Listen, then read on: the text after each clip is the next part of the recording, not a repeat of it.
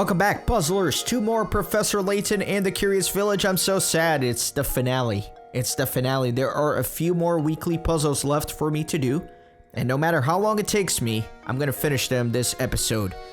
Now, at the end, I'm also gonna be coming back here and showing you the top secret area. So, let's go ahead and get started. Solve some puzzles. You know, there's no need to be sad because this is only the first Professor Layton game, and I'm going to be playing through all of them eventually on my channel.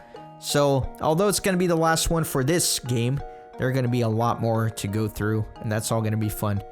Alright, lion versus cheetah. Let's solve it.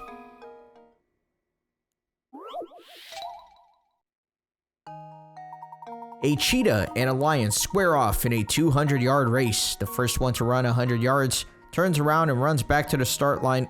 The first one to run 100 yards, turn around and run back to the start line wins. Okay. The cheetah leaps 3 yards in one jump, whereas the lion only leaps 2 yards with each bound. To make up for his lack of speed, the lion jumps 3 times for every 2 jump the cheetah makes.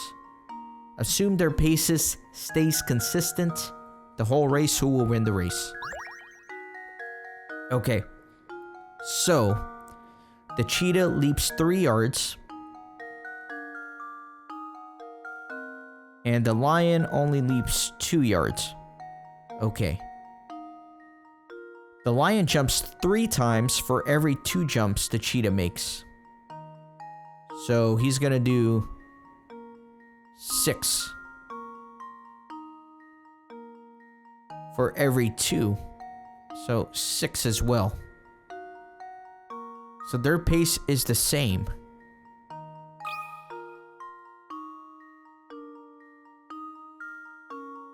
But I can't, unless I put like tie. Can I put a tie, I guess? But, you know, that makes me think like I'm missing something. So 6 and 6.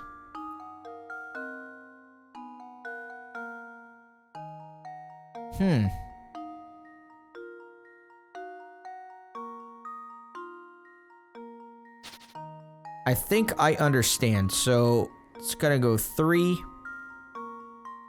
It can only leap in 3s. So it's gonna leap past 100 yards and then it's gonna have a longer distance to come back. Does that make sense, what I'm saying? Because it's not gonna jump exactly on the 100-yard line. It's gonna leap past it. And I think that's the trick to the puzzle.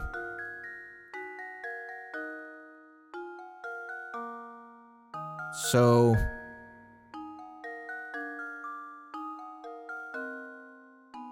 yeah, if the cheetah is jumping 3 every time, so it'll take 33 leaps for it to get to 99, and then the 34th leap will put it at 102. So it's done 34 leaps. And then it's going to have to do 34 leaps back. So it's going to have 68 leaps total. And it leaps 2 times compared to the lion. So we'll call it units. So 34 units. It's going to take the cheetah 34 units to go there and back. Whereas the lion is going to take 50 leaps to get to the end. And then 50 leaps back, so 100 leaps. And then divided by 3 is like 33 and a little bit units compared to the 34 units of the cheetah, so the lion will win. So the secret there is that the cheetah overleaps its goal. Dang it. Ah! There we go. Lie on. Ah, God, you're killing me. There we go. I think I've got it. Nice. Professor, I've solved it. The speed of the two animals is equal, but the lion reaches the exact halfway point of the race in 50 jump. The cheetah's final jump, on the other hand, goes 2 yards over the halfway point, which means that when the cheetah turns around to finish the second leg of the race, it will have to run 102 yards instead of 100 yards. The cheetah will run a total of 4 yards more than necessary. As strange as it may seem, the race goes to the lion. Let's do Science is Golden. Silence is golden, sorry. An infamous antiques thief breaks into the museum looking for a prized gold medallion. In the vault, there is a case with 5 different items in it. The thief knows that the medallion is carefully hidden inside of the items. Above the case, there is an inscription on the wall that reads, "Silence is golden. 3 is the magic number." The thief only has time to steal 1 item from the case. Which one should he take?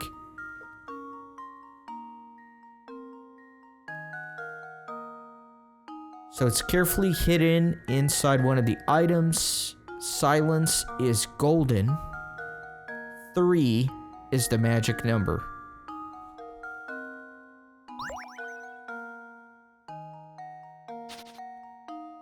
So it's another one of those puzzles where you either see it or you don't. And I don't. Silence is... Those statements seem unrelated. The silence is golden, and then 3 is the magic number. Those seem like they don't relate, and I'm trying to find a way to make them relate. So, like, there's like a little 3 right here. But maybe there's like a... No. Yeah, right here there's a 3 on the main as well. You kind of see that? Silence is golden. That's the part I'm not understanding, is the silence is golden.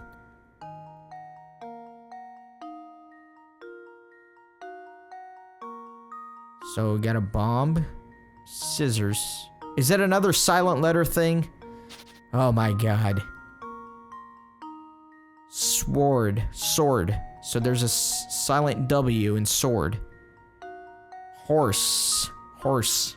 Oh, if it's another silent letter thing, I'll be mad. Scissors. There's silent S's. Oh, so is it silent S's? And then it's 3's the magic number, so you're looking for the word with 3 silent letters, like scissors.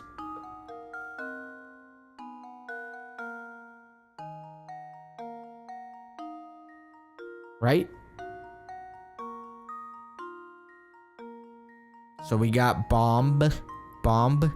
There's no silent letters there. You got hour. So I guess the U is a silent letter.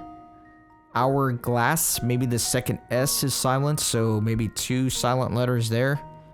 Then you got sword. Sword. There's 1 silent letter, which is the W.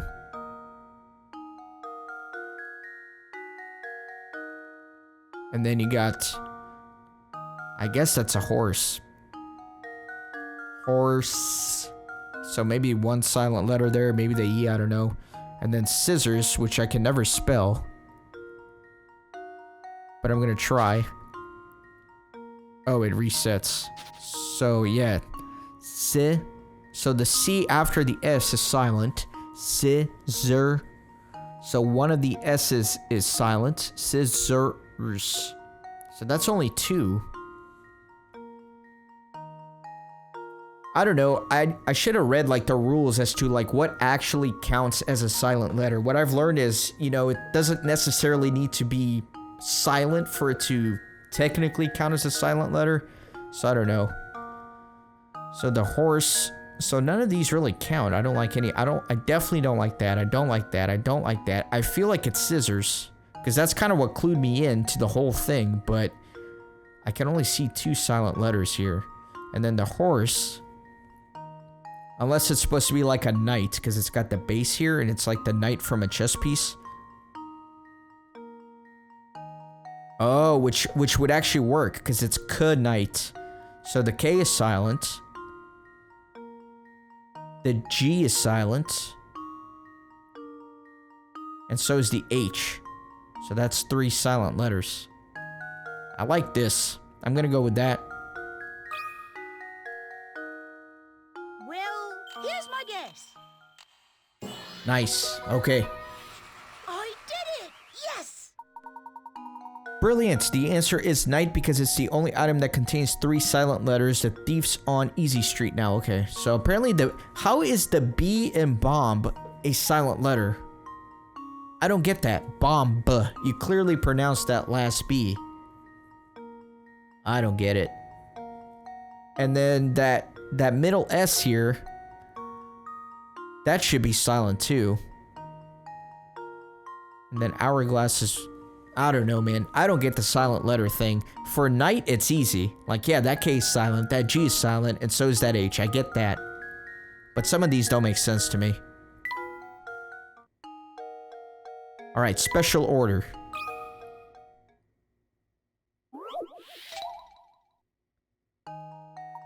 Below is a scene of a man ordering a particular item at a fancy restaurant.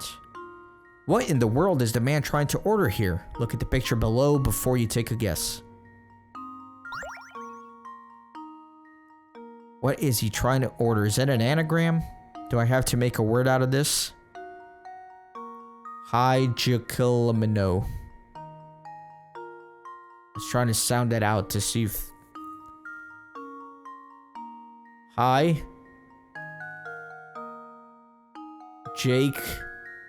Let me know. That's stupid. That's stupid. I don't know what I'm... Okay. What is he trying to order? Hijaklmno. Oh, okay. It's the alphabet. Alright. Hold on. Why did it take me forever to see that? That's stupid. Hijaklmno. Alphabet is maybe some SpaghettiOs, you know? I don't know.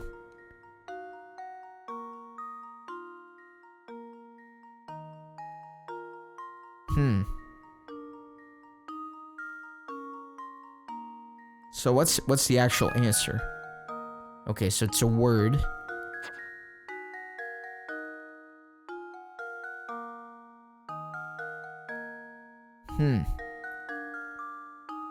JKLMNO. 1, 2, 3, 4, 5, 6, 7, 8. So there's 8 letters there.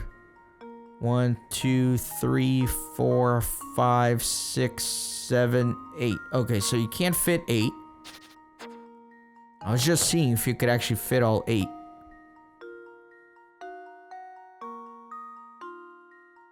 What is he trying to order?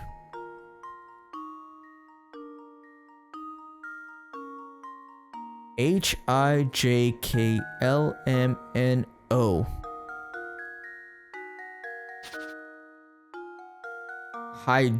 Hijklum. Oh god, I'm gonna sound like an idiot on this video.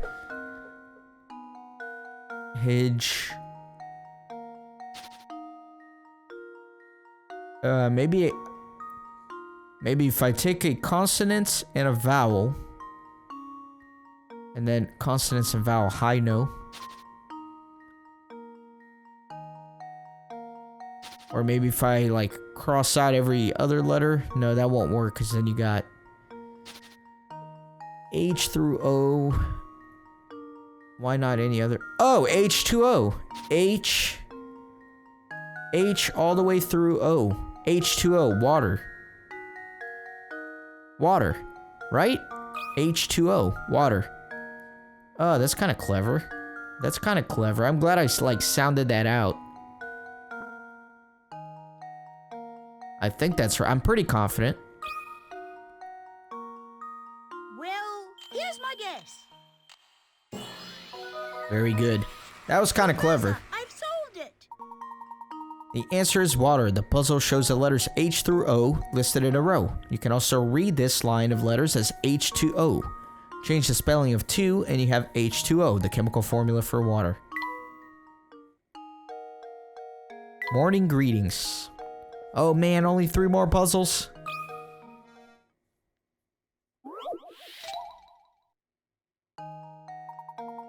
At the edge of town, there is a traditional private school with 10 boys, 10 girls, and a single teacher. The school requires students to show proper respect to the teacher and other students by greeting the teacher and other students with one bow. How many bows could you expect to see on a given morning? Holy cow.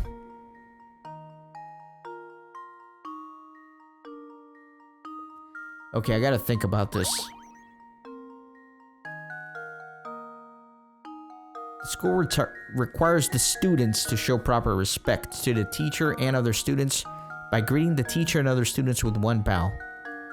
So it says it requires the students, so the teacher is not going to be bowing. So let me say we got one student. So this boy is going to bow to 9 boys, 10 girls, and the teacher. So this kiddo is bowing to 20 people.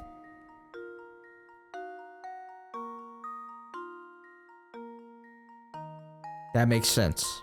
Now this boy is also bowing to 20 people. However, we need to subtract 1 because I've already counted this kid's bow to that kid's bow and this 20. So it would be 19. So it's like 20, 19, and then you just decrease from there. So 18, 17, 16, 15, 14, 13, 12. And then 11 for the last boy, which will be bowing to all 10 girls and the teacher, but not to any of the other boys since those were already counted with all the other iterations.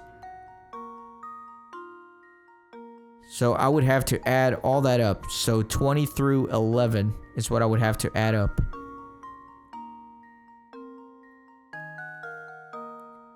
Okay. So, let me do the math. Let me bust out the calculator real quick. I don't want to do that in my head.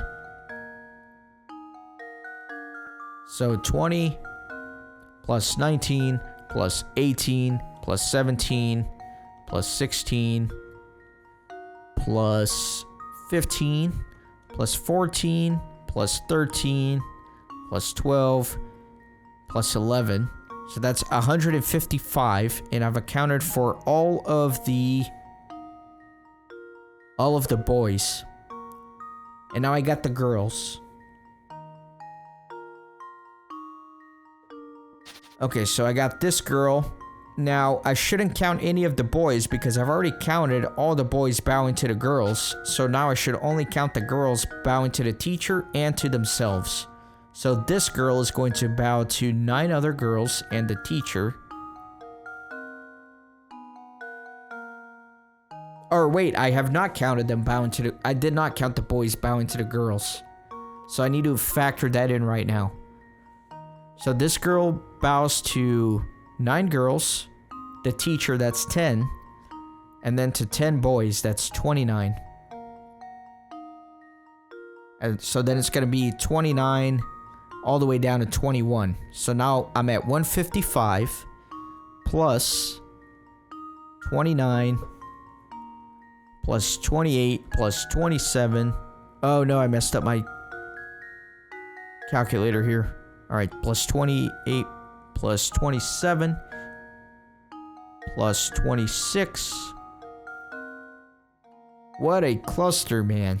Okay. Let me start over. Okay? So, this boy is gonna bow to 9 other boys. He's gonna bow to 9 other boys. All the boys are gonna bow to 9 other boys. So there's 10 boys, so that's 90. So every boy is gonna bow to each other 90 times. Same with the girls, so that's 180. And then all 20 of them are going to bow to the teacher. That's 200. That's 200. And then we need 10 boys bowing to 10 girls. So one boy is going to bow to 10 girls. And that's all 10. So that's 100. So that's 300. And then all the girls are going to do the same. So it's 400. So the answer is 400. And that I am confident on. Let's do it. I'm a little nervous. I said I'm confident on it, but I'm a little nervous actually. I think I've got it. Okay, that worked. Oh, thank God. Professor, I've solved it. Nice. All the students in the school have to bow, but the teacher doesn't. If you remember that, you get the following results. The boys bow to each other 90 times. The girls bow to each other 90 times. The girls bow to the boys, and the boys bow to the girls a total of 200 times. And lastly, the children bow to the teacher 20 times. So that's 400. Okay. That worked. 2 more. Bright idea.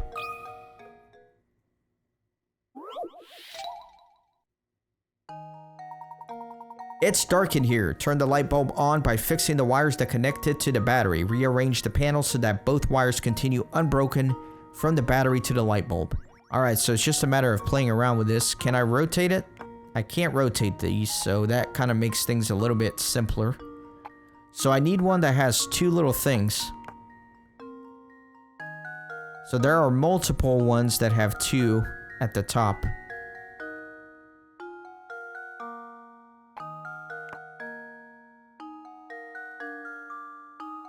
I don't like that. So let's do that, and then I'm gonna do that. No, because that's gonna go to nowhere. I kind of like that. Man, that little spaghetti in the middle. It's gonna drive me crazy. But I feel like the spaghetti should be in the middle. That's not gonna work. No, I'm trying to like put these away. Okay. So there's only so many wires that can be up here. Let me put all the possible ones that can be on the right side as that initial wiring. This one could be it as well. So it could be that. And we could do something like this. I like how this looks.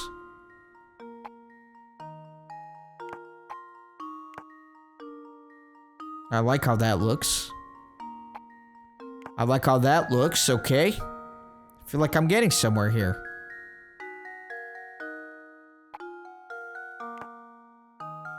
Something like this and that. No, because then that little thing's at the top. What about this? No. No. No.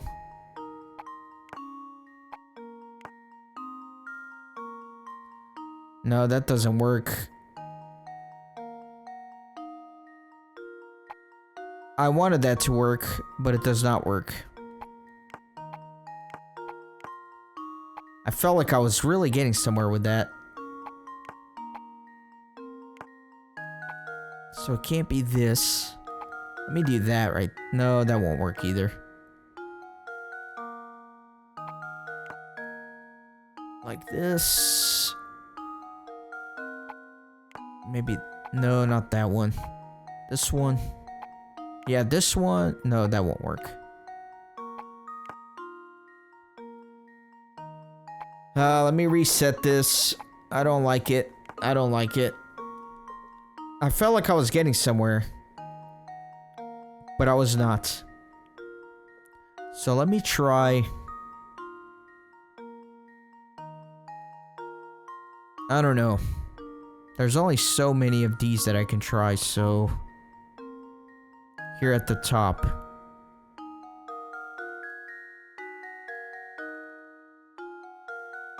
Yeah, you cannot rotate these at all.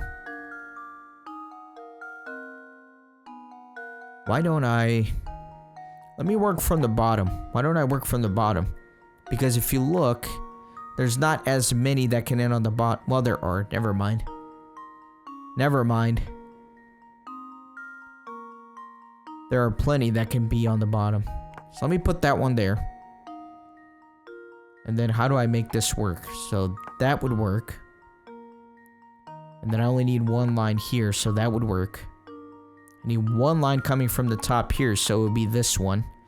I need two on the right, so something like this. Then I need two on the left, like this. I like that, because I only have this. And then we can do something like that. Something like that. And then this doesn't work. Dang it. Let me try this. And this. And that doesn't work either.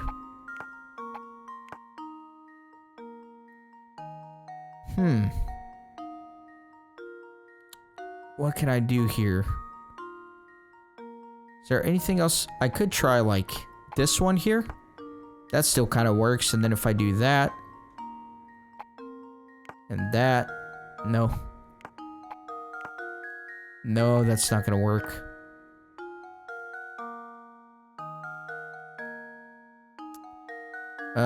Oh, and this is wrong too. See, look, that's not connecting on there, so that's a problem. So if we do that instead. No, I want this like completely. I hate that it switches like that. That's so annoying. Okay. So why don't we do this here? That looks okay. And then I can do that there.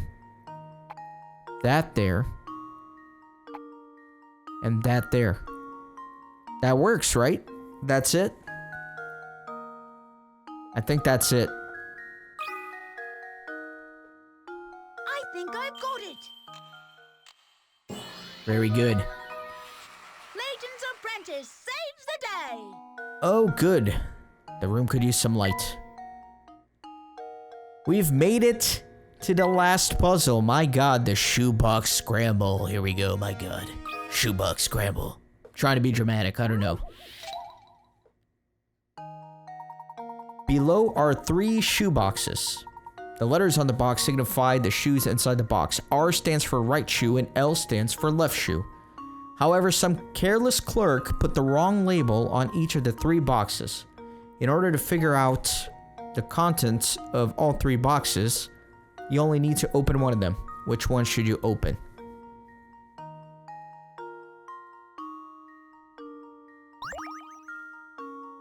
Okay, so let's say I open this. Let's say I open that. And then I see 2 right shoes in there.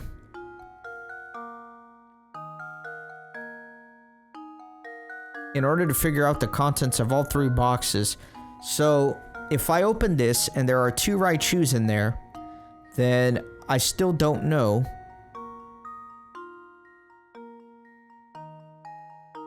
Wait a second. Let me read the problem one more time. The letters on the box signify the shoes inside the box. R stands for right shoe and L stands for left shoe. However, some careless clerk put the wrong label on each of the 3 boxes. Okay. So RR, if I open RR and there are 2 right shoes in there, then I know that box is right, but then there's still a wrong shoe in here and I won't know which one. So I'm assuming it's going to be this one, just because the same logic can be applied to LL. So let's say I pick this box and I see a right shoe and a left shoe.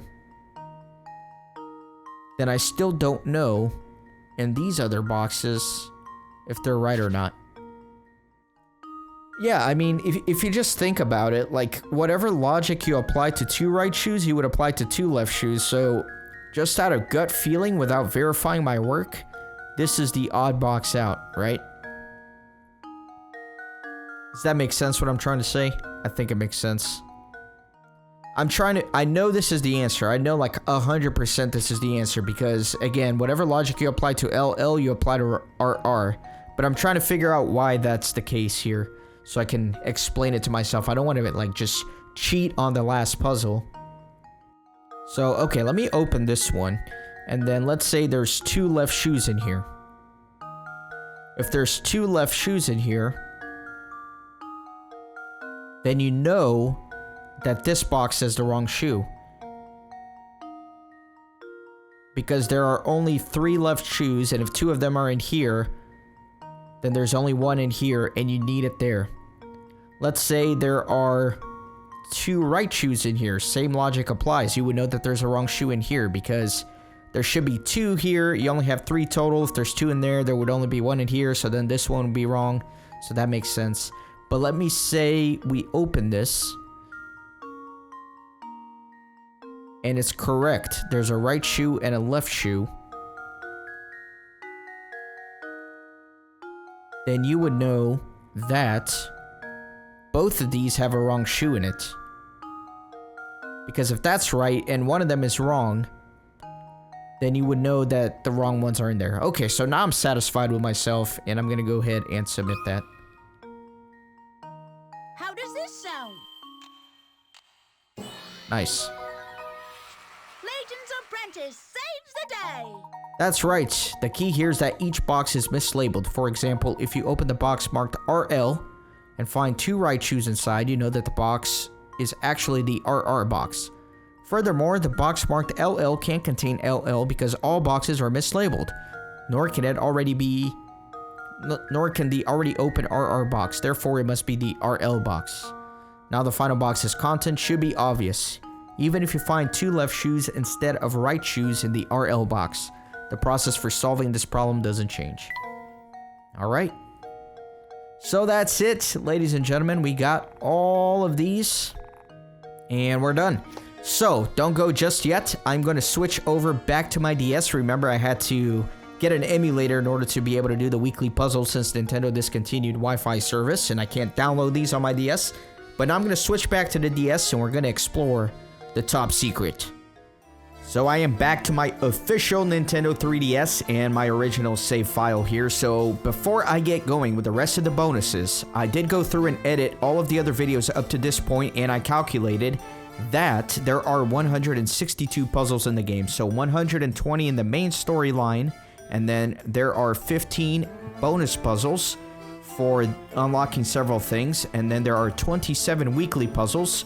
All added together is 162, and out of those, I got 148 of them correct on my first try. So 148 out of 162, that's a 91.36%. I'll take it. It's an A, right? It's above 90%. It's an A. So as always, make sure you leave in the comments how many of the 162 you got correct on your first try. I think it'll be fun for us to see what each other's got. But anyways, let's go on to bonuses here one more time. And you will see I'm on my original DS here. So, we've done the weekly puzzles. We've done Layton's challenges. Let me just show you the puzzle index. So this, you can access all of the puzzles in the game here, which is great. At least the original 135, and then the weekly puzzles are on the left there. But let's go on through to the top secret. It's the last area of the game to explore. So, there are many things to see here. I'm going to go through it. There's a lot of reading. You may not be interested in that. I did put timestamps in the video, so you can skip to the sections you're interested in. The most fun thing is going to be the hidden door, and I'm going to save that for last. So let me begin with profiles, where we can view pretty much all of the characters. So let's start with Layton.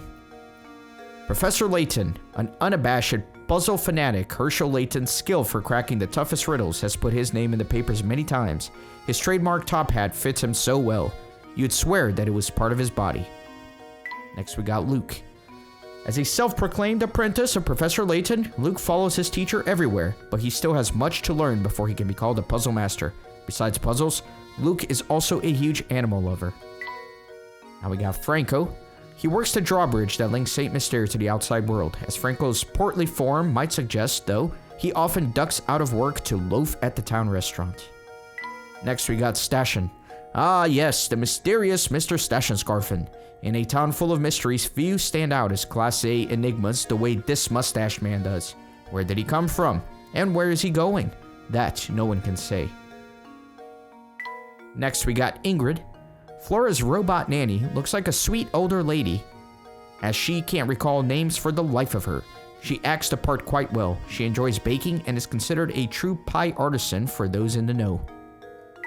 Next is Percy. This aspiring writer is constantly searching for new inspiration. Though he's never actually completed a piece of writing, he remains undaunted. His current plan is to novelize Layton and Luke's adventures. Now we got Marco. This uncouth fellow has the unfortunate habit of answering his own questions when he talks.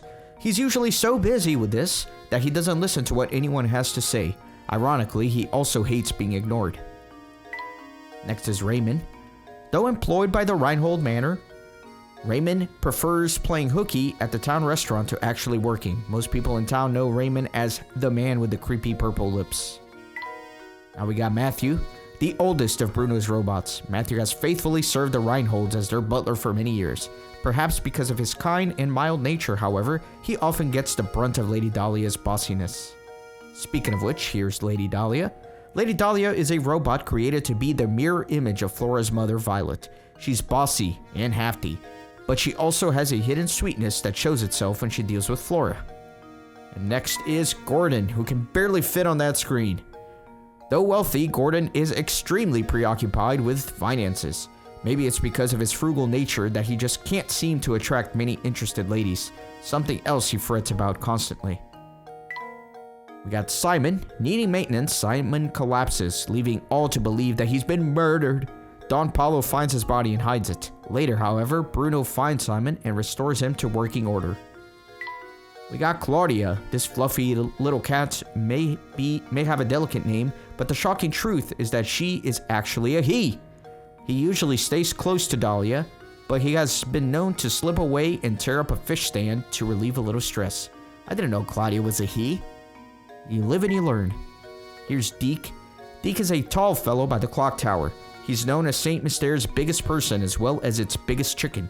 He'd like to climb the clock tower, but his acrophobia keeps him from anywhere above the ground level. Next is Beatrice. Beatrice manages the town's only inn. She's a kind lady, but she tends to fall head over heels for every man she meets. She claims she's outgrown her wild man chasing, but robots don't really grow. Mothers, hide your sons. Now we got Agnes. Agnes can predict the future, but her fortunes are so full of gloom and doom that all try to avoid her. Anyone who bumps into her is forced to listen to her litany of grim prognostications. Next is Polly. Polly can often be seen outside the restaurant, fist raised high in the air. Now and then he runs out of steam, but for the most part, he's a regular volcano. There's Crouton. Crouton is the owner of the town restaurant and is renowned for both his kindness and his heavenly pudding. Stay away from his scones, though. They are like dry sponges. He's also Crumb's brother. Next, we got Flick. Flick is a regular patron of the town restaurant and is nuts about coins. He looks like a teenager, but he's actually 28 years old and married, though no one has ever seen his wife. Now we got Rodney. Uptight and by the book, Rodney runs the town hall. He often tries to weasel out of work by strongly advising people to do things without his help. He loves forms so much that it's rumored he sleeps on them. Alright, so next. Man, there are a lot of characters, huh? So, Chelmy. A member of the police force, Inspector Chelmy is an upcoming, uncompromising, and stubborn. While short-tempered, his skill as a lawman is unrivaled, and he is feared by criminals all over the London area. Next is Lucy. In a village filled with oddballs, Lucy stands out for how normal she is. Despite her grandfather Archibald's attempts to spoil her, she remains mature, honest, and smart as a whip. Zapone claims to be a detective and is elated to meet a fellow sleuth like Layton. He also claims to have the inside scoop, but he's really just clueless. What was Bruno thinking when he built this oddball? Next is Gerard. Gerard is a timid old man who has trouble deciding just about everything. He loves raising flowers and can often be found in the garden tending to his flower beds after one of Claudia's wild destructive romps. Jarvis. Jarvis sits high on the hill in the village, pondering all manner of deep and important thoughts. He knows much about the town, but he's too preoccupied with his own thoughts to share them. He is friends with Raymond. Adria. Oh, I always thought it was Andrea. I guess it's Adria. This girl always seems to be laughing at someone. Some say Adria inherited her cruel sense of humor from her grandmother, Agnes. Oddly enough, Adria is good friends with Lucy, who is as kind as they come. So it's interesting how these characters are related, even though it doesn't really come up in the game. Pavel. Intrepid adventurer that he is, Pavel is most unfortunate in his sense of direction. He had planned to make his way to America, but ended up in St. Mystere somehow. The real mystery is how he travels so lightly. Next we got Crumb. Crumb manages the town cafe. While his bulk and stature might suggest otherwise, he's a big softy on the inside and loves small animals. He's Crouton's brother. Prosciutto. Prosciutto lives on the north side of town and is known for his appetite. He's never seen without a snack in his hand and is known as Prosciutto the Pantry. His favorite pastime is buying all the sausage in the market.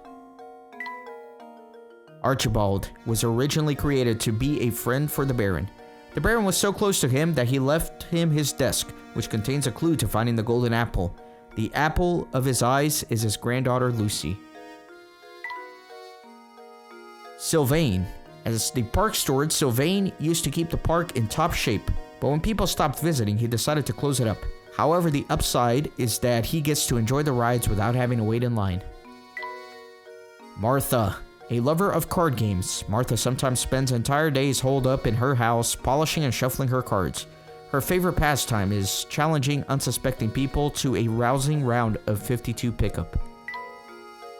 Giuseppe. As the town butcher, Giuseppe's steaks are top-notch, but he's known for his cringe-worthy jokes and puns. His sense of humor is said to have come from his creator, Bruno. Reinhold. The late Baron Reinhold created St. Mystere and all of its inhabitants for his daughter Flora. His love for Flora was so great he devised an elaborate scheme to ensure that she wouldn't be alone after his death. Layton's car. The Layton mobile sports an unusually high ceiling that lets the professor take to the road without removing his top hat. Thanks to his careful maintenance, the car is always in tip-top shape. And now we got Flora. Flora is rigged up to this disguise so she could slink around town without being noticed. Just about any of the townsfolk can see through the disguise with a glance, but she's convinced that she's incognito. Granny R. Granny Riddleton has the uncanny ability to find puzzles that Layton and Luke overlooked on their adventure. She sports a fairy godmother-like style and is further proof of Bruno's bizarre sense of humor. Don Paulo. The criminal mastermind who poses as Inspector Chelmy, Don Paulo is renowned as a scientist of the highest order and views himself as Layton's rival. When he's not plotting evil, Don Paulo also enjoys playing music. Bruno is St. Mystere's caretaker. He served Baron Reinhold for years and is a skilled technician who built the robots in the village with his own 2 hands. And finally, there is Flora. The only daughter of a vastly wealthy family, Flora is the mysterious girl who has been running around the village. She lost her mother as a small child and was raised by her father, Baron Augustus Reinhold. So out of all these characters, which one is your favorite? I would say my favorite is definitely Gordon. He's just hilarious. And I also like Don Paulo because that's just such a classic villain. He's got the mustache. His name is Don Paulo. He's just pretty epic. Alright, so next let's check out some of the art. So this is a portrait of Augustus Reinhold. The late Baron Augustus Reinhold commissioned this portrait shortly after he completed construction of St. Mystere. This portrait holds the key to the treasure hidden beneath the Reinhold Manor. The painting's artist and completion date are unknown. Luke tries to start a conversation with Claudia. Who knew Luke was such an expert at communicating with animals? Meow? Meow. The runaway feline is lured back with a tempting spread of fish bones. It seems the quickest way to a cat's heart is through its belly. Still and lifeless, Simon lies sprawled out on the floor of the mansion. Fear not, he's not dead, but merely in need of repair. Mysterious cogs. These cogs were found where Simon and Raymond collapsed. The symbol in each cog is Bruno's signature, and it appears on all of his creations. Just what is Claudia planning to do with Simon's glasses? Lady Violet holds baby Flora as Ingrid and Matthew look on warmly. Despite the gravesite's seemingly subterranean location, a beautiful garden flourishes here, leading the place to an ethereal air. This amazing spread was the perfect finale to late morning brunch in the Reinhold house. Now that's the good life. An article showcasing the amazing talents of the inspector. Murder case of the decade cracked. Chelmy receives official commendation. Beatrice tries to get excited about her first new customer in a long time, but Don Paulo's sinister air causes her to shrink back. Our villain seems to be enjoying using the room as his personal trash can. Though usually amiable, Beatrice will likely lose it when she sees the mess. A young Flora, shocked and scared for meeting Lady Dahlia for the first time, hides behind Matthew. This poster features a delighted Flora enjoying the amusement park for her father built for her. Posing as Inspector Chelmy, Don Paulo attempts to frame Professor Layton for Simon's murder. Mere moments after entering the tower, Luke and the professor crash through the floor into the basement, resulting in this scene. Evil genius or not, it's only natural to be taken aback when discovering what looks like a dead body. Baron Reinhold oversees the construction of the village, while Bruno gleefully issues orders. This picture's age is unknown. Bruno lovingly attends to the broken down Polly. Bruno's expression clearly shows the affection he has for his creations. Alright, so that was it. Those are going to make some good thumbnails for my videos. So for music, I'm not going to play all of this. It's basically just all the music that you can play throughout the game. So there's Professor Layton's theme. It's a pretty classic one. The adventure begins. Yeah, there's all of them. I'm not going to play through all of them.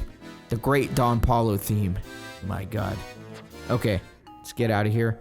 And then voice. Here you can just get a little dialogue from Professor Layton. My boy, do you really think I would take on such an ordinary request as that? And of course, I don't understand, Luke. Professor. Why are we going to help solve an inheritance dispute? Yeah, so I don't understand that one because it's basically just replaying all the dialogue. Here are all the movies that play throughout the game as well if you missed one of the scenes. And then finally, let's go to the hidden door. The hidden door of Saint Mystere. Enter the password, which you can find in the sequel to this game. For more information, please refer to the instruction booklet. So that's right, in order to access this, you need a code from the next game in the series, which is Professor Layton and the Diabolical Box, which I happen to have. So, we're gonna switch over, get that code, and then plug it in here. So let this be a little foreshadow to the next game that I will be playing. I'll get to it eventually, but we are going to be playing Professor Layton and the Diabolical Box. But if you hit Top Secret here, and you hit the hidden door, you will get a code. So you can enter your own code in this game, but if you look on the top screen, you can see the hidden door of Saint Mystere, and it gives me a code. Now these codes are specific to your Nintendo DS system. I think it's based on its MAC address. So if you try to put this code in your game, it's not going to work. So my code is 7B2D0F5A. So there's my code. Let's go back to Professor Layton and the Curious Village. Okay, finally, let's go to Top Secret, the hidden door, and put in that code. So it was 7B2D0F5A.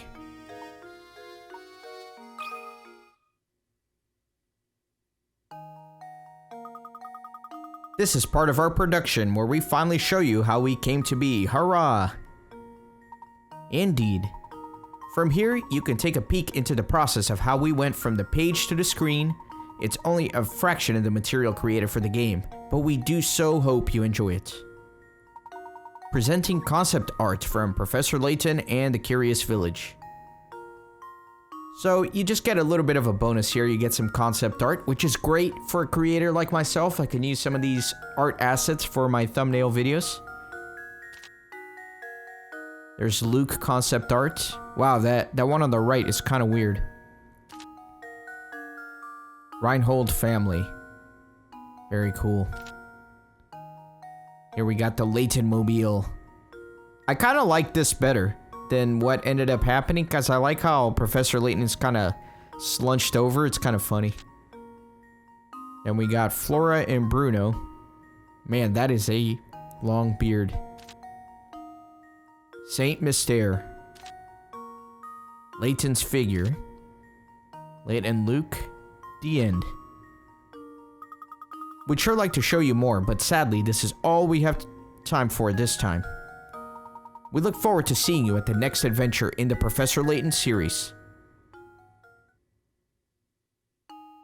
So that's it. that is it, my friends. That is the end of the game. I so hope you enjoyed this. As always, be sure to leave a like on the video. It really helps a small channel like mine to grow. Subscribe as well, because I am going to be doing every Professor Layton game eventually. I will get to it. I don't know what else to say, but to thank you one more time, and see you on the next game. Thanks for stopping by the Renaissance Gaming Monastery. I hope you join our community on Discord and Twitter. These videos are produced with a lot of hard work and love. If you think they're worth $1, I'd be grateful for your contribution. You can send a thanks donation or become a member on YouTube. You can also support through PayPal, Patreon, or even with cryptocurrency. All links are in the description. See you on the next video.